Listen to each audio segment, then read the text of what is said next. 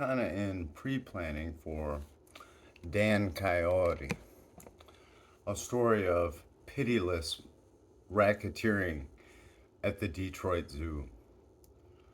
I don't know, it doesn't write itself, but it comes out of this brain. And anyone knows me goes, it's been a year, I don't know that guy, but I know that is Matt. And they go, but it's his brain. Really, in some ways, creative.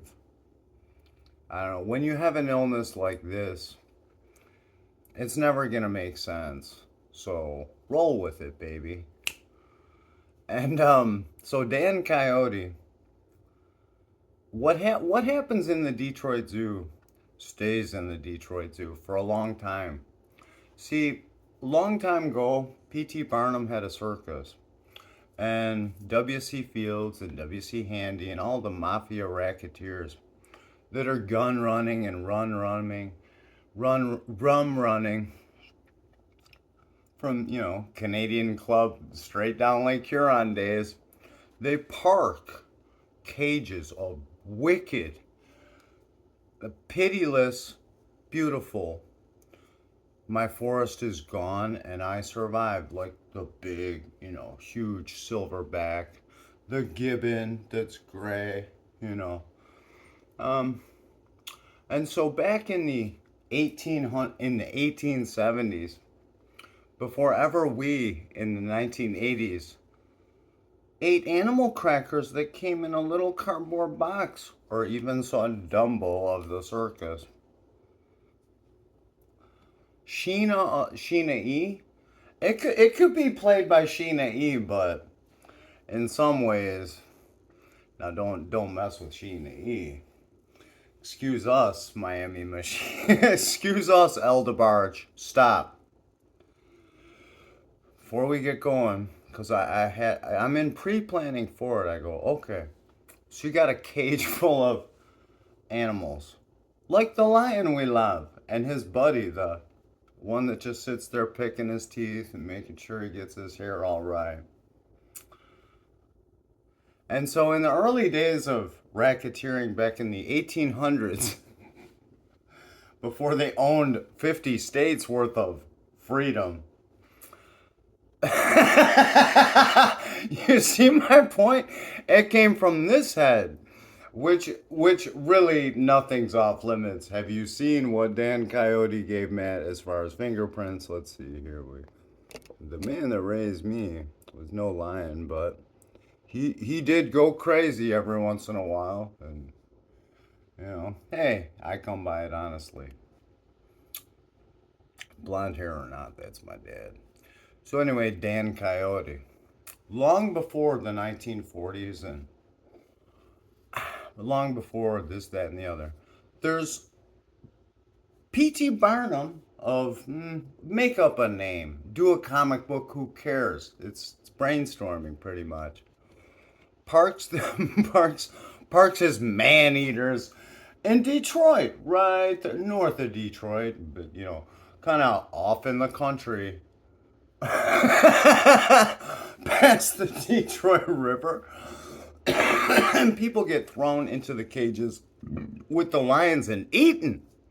And Susie the zookeeper sits there in early days making, not like if you ever on VHS saw Faces of Death where some guy gets eaten by an alligator and you go, is that real? Well, I don't like this guy. I'm never watching this series again. That's what she does. She sits there cataloging, like a Nazi scientist. So this is what happens. And all the animals that get sent to the Detroit Zoo in Royal Oak, Michigan, or Huntington Woods, or however you want to look at it, there where the water tower is. In the 80s, it says Coleman, A. Young Mayor, A. Coleman, might be Andrew, Young, Mayor of Detroit. And then there's Rackham Golf Course. There's a lot of nice things about where I grew up.